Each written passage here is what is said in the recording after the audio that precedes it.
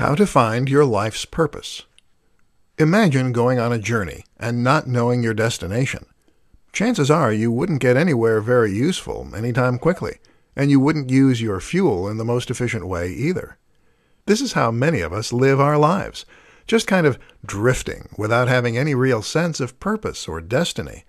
If you can find your life's purpose, then you'll be able to take more control and set a course that will result in a better life for you and your family. But how do you go about finding your life's purpose, your passion? Something that will make you leap out of bed each morning with enthusiasm and vigor. Keep listening for some tips and advice that will help. 3 ways to become a better you. All of us dream of self-betterment. All of us imagine versions of ourselves that are more badass, more successful, more confident, and more attractive. In fact, this is one of the most common tropes that you see in the movies. Characters in films, books, and TV will almost always go through a kind of transformation at some point, or realization that sees them emerging stronger and greater than before. This is the apotheosis in Joseph Campbell's monomyth, and it is a clear sign that a drive for growth is ingrained deeply in the human psyche. So, how do you go about becoming that better you, super you? In this presentation, we'll explore 3 strategies that can make a huge difference. 1. Become stronger. An easy way to upgrade yourself is to become physically stronger through weight training. This has a profound impact on you as a person. First, becoming stronger will improve your appearance, your confidence, and your attractiveness. On top of that, being stronger will make you more formidable in combat and better able to take care of yourself. You'll become better at sports. You'll improve your metabolism by altering your hormones, and you'll be more handy whether you're moving furniture or opening jars. 2. Meditate. Just as you should strengthen your body, so too should you strengthen your mind. Meditation will help you to better react to stressful events, to increase your IQ and your concentration, and to increase the very size and weight of your brain, the most important parts at least. This is a transformative practice and something that everyone should engage in. 3. Learn. The other crucial thing that you can do to become a better version of yourself is to keep learning. Keep learning and discovering, and you will keep your brain in a plastic state, constantly growing and making it much easier for you to take on new skills, while fortifying you against age-related cognitive decline. Learning means reading books and taking courses. It means learning languages, instruments, and skills like engineering. These skills will each give you new abilities that in themselves will make you a more useful individual and more self-sufficient. But at the same time, learning should also mean learning through travel, through experience. If you get yourself out into the open world and explore, you will gain a more rounded personality, a broader view of the world, and deeper understanding.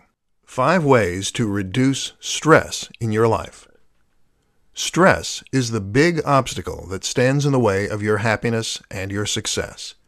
Stress is what leaves many of us too tired and drained in the evenings to do anything productive, and it is what can lead to depression or illness if left unchecked. Unfortunately, though, our lives are filled with stress in this day and age. Keep listening, then, and discover some of the best ways to reduce stress in your life. Meditate. Meditation is an incredibly powerful tool that trains you to focus the mind. This puts you in control of your own attention, meaning that you can now choose not to focus on the things that are making you stressed. Most people who take up the practice of meditation report that it helps them to feel much calmer and deal with stress better. Go minimalist. You probably don't realize just how much stress is caused by clutter in your home. Living in an untidy house is incredibly stressful, and so is the process of regularly tidying it. Less stuff equals less work and more mental space. Get a hobby. A hobby can be a great way to reduce your stress. If you can put your attention on something like painting, playing an instrument, or reading, then it will provide you with an escape from whatever is making you stressed at the time. At the same time, the sense of progress and accomplishment you can get from bettering yourself in a hobby will also make a huge difference to your mental state. Learn to say no. One of the easiest ways to make yourself stressed is to attempt to please everybody all of the time. Unfortunately, this is a thankless and impossible task, and a one-way ticket to burnout. Avoid it by learning to say no to requests, and to occasionally turn people down. Change your job. Perhaps the thing that is most likely to be causing stress in your life is your job. If you find that you are bringing work home with you, that you are constantly stressed, and that you dread Mondays, then you may want to consider changing your job. At the end of the day, your happiness and your health are far more important than your career, and you might be surprised how easily you can find something more rewarding and fulfilling. How to create a morning routine. In his book, Tools of Titans, Tim Ferriss examines the habits, strategies, and philosophies of some of the most successful people on the planet. From startup entrepreneurs to Hollywood actors to musicians to software engineers and athletes. What is surprising looking through this excellent book is just how many things these great individuals have in common, just how many commonalities there are between such a diverse cast of characters. What Tim found, among other things, is that almost all of these interviewees had some kind of morning routine. They all had some series of habits that started their day. Looking online, it's clear to see that many other successful people also encourage this practice. So, how do you go about coming up with a morning routine of your own, and perhaps emulating some of their success? Wake up earlier. One of the first crucial tips if you want to get more out of your day is to wake up earlier. If you wake up early, then you'll have more time to get yourself in the correct frame of mind before you launch yourself out into the open world. This is something a lot of people struggle with, but it can make a huge difference to your life if you can overcome the urge to hit snooze. Meditate or journal. Once you're up, one of the best things you can do is to engage in some form of self-reflection. The challenge for many of us is that as soon as our day starts, we're forced to launch straight into responding to emails, dealing with complaints, and generally being reactive. Start your day in a calm manner and reflect, and you'll be better able to handle this barrage. Exercise. If you plan to exercise at the end of the day, then you will often find yourself too tired and strung out to do so. This is often the reality. Exercise before your day begins, though, and you'll always know that you'll always have that under your belt before you begin.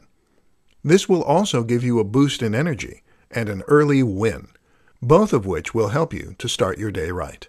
If you don't feel like working out, then doing some yoga or just some stretches can also work well.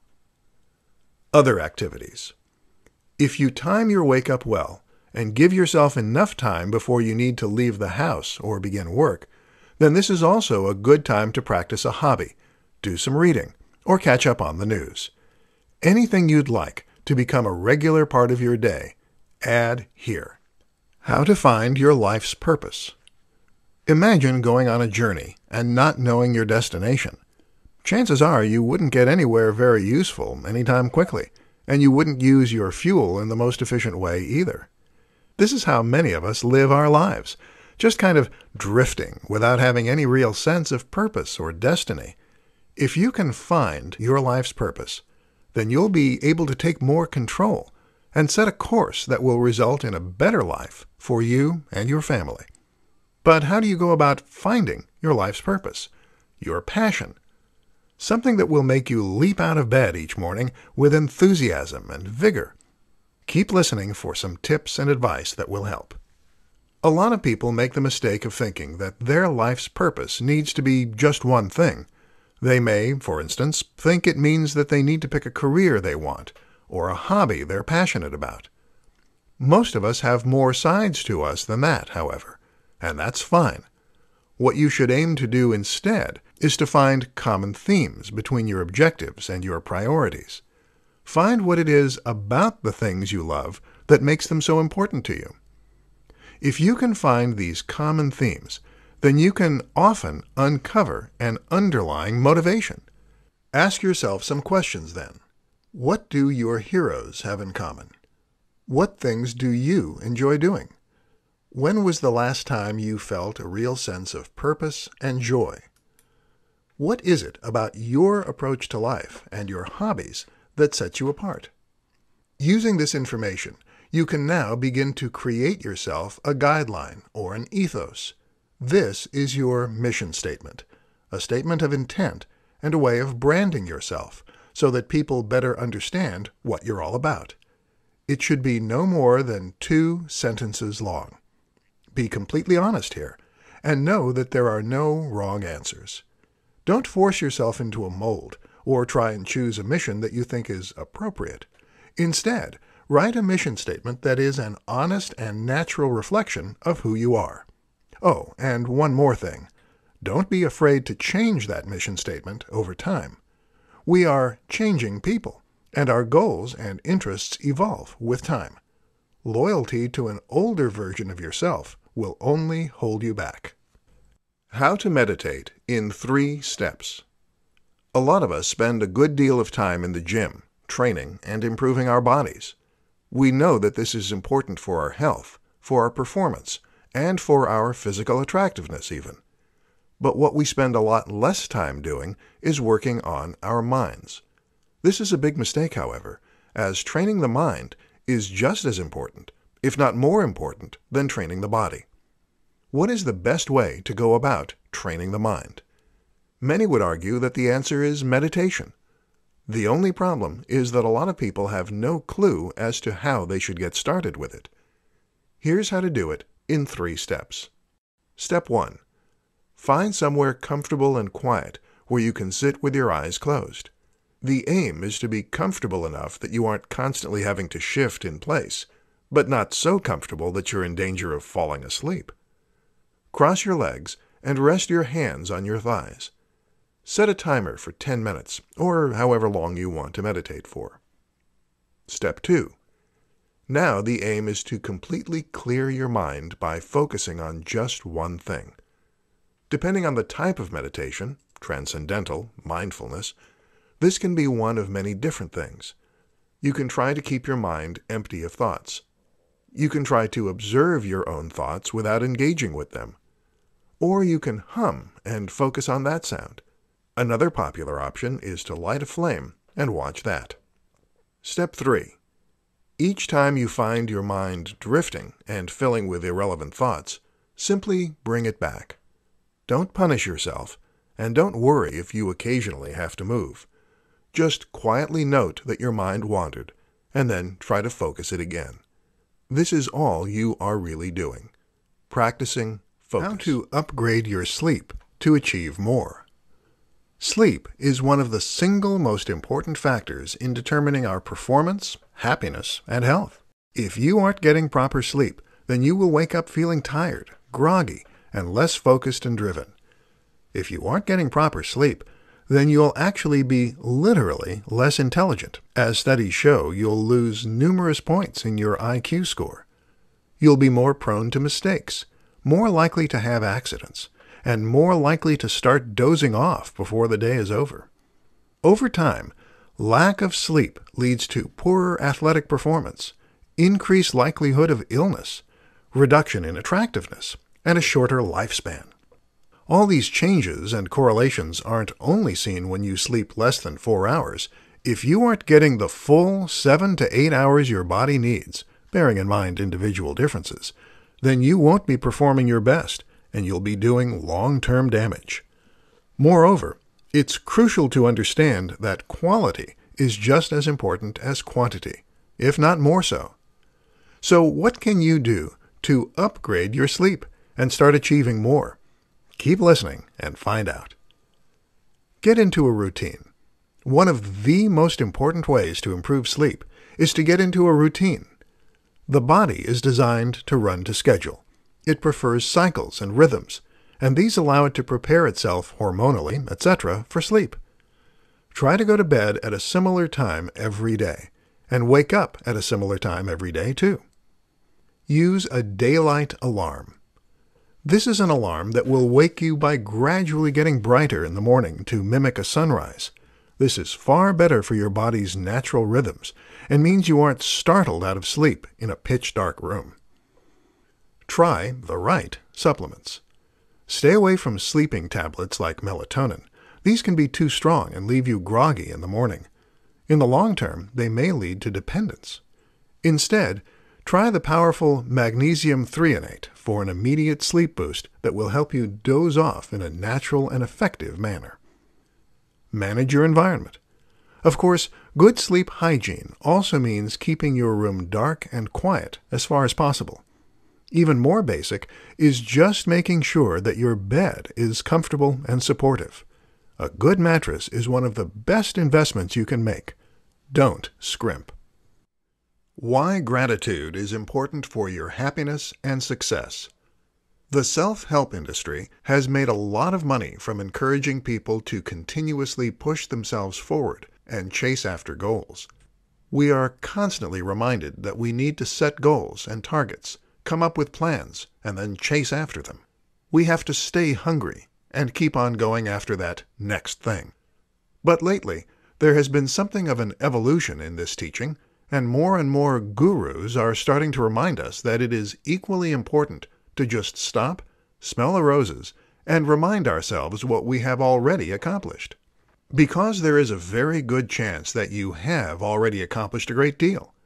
You probably live in a nice home. You probably have friends and family that love you. And no doubt, you have your own accomplishments in your career. You've probably traveled places and seen things and done things.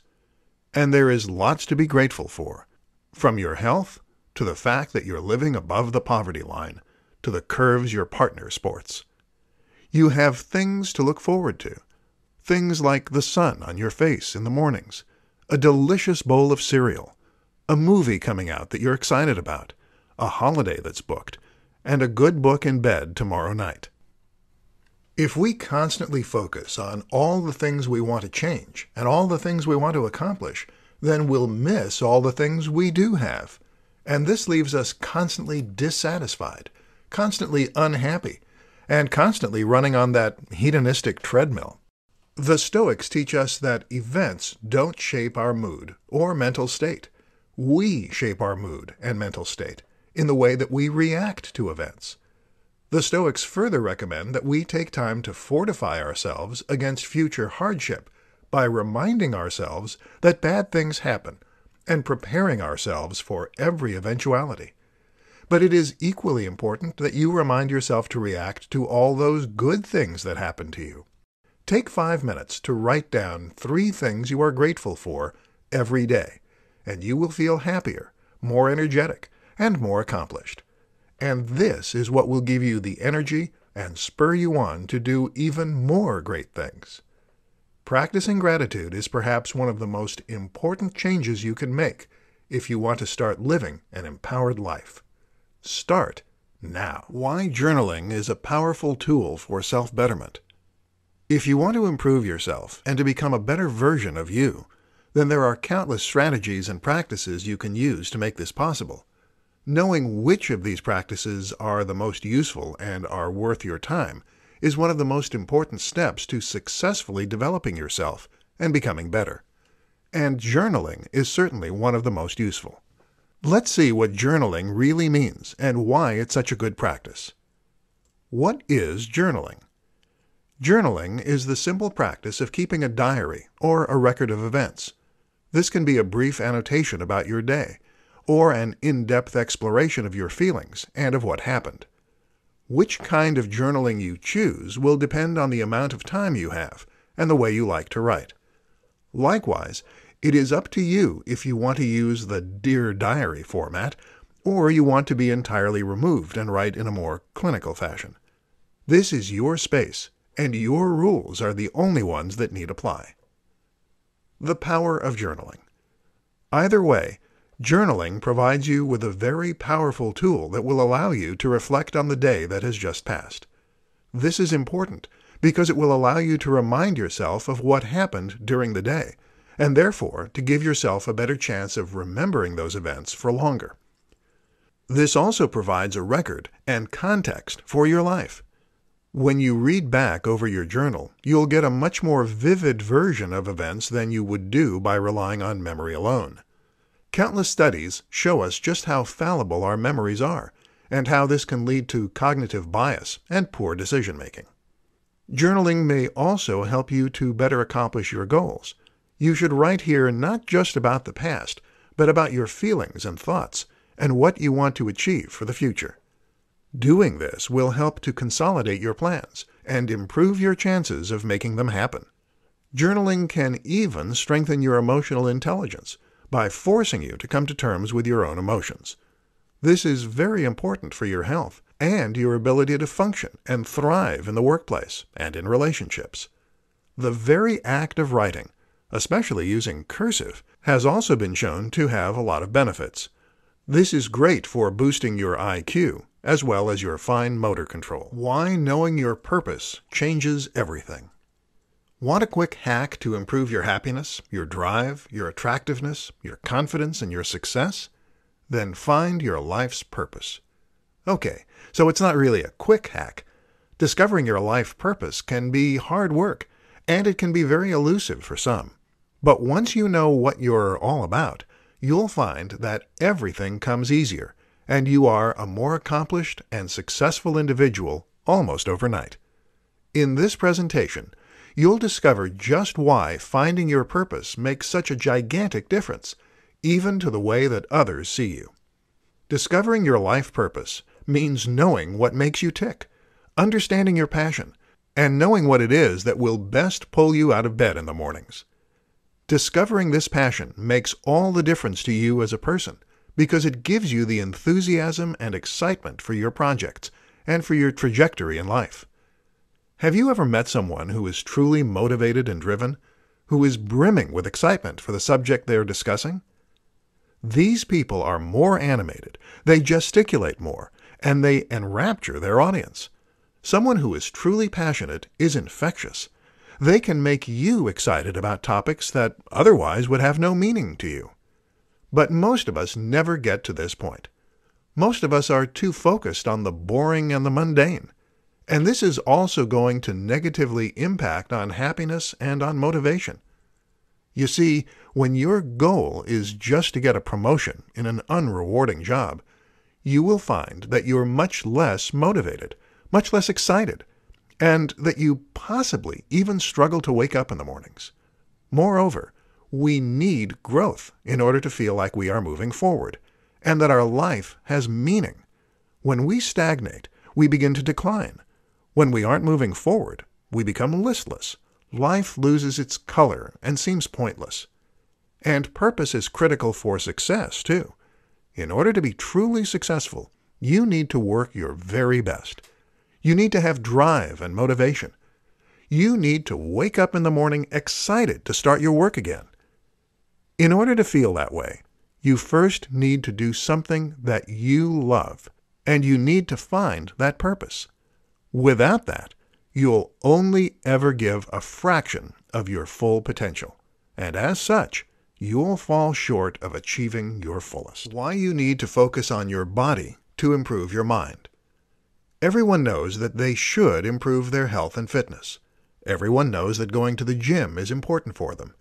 But some people just aren't interested. Often, these are people who are more concerned with intellectual pursuits. These tend to be more studious types who are content to spend their days programming, reading, or cooking. Other than finding a partner, they have little need for working out. What if I told you that working out was one of the very best things you could do to improve your brain power, to become more intelligent, more focused, and better at learning? What if I told you that the entire way you think is based on your physical body? Keep listening and let me explain. It is common knowledge that exercise boosts brain power. We all know by now that training with CV or weights will improve your memory and your IQ tests. What you might not realize, though, is just how profoundly connected the body and the mind are. This is something that is relatively new to science, too.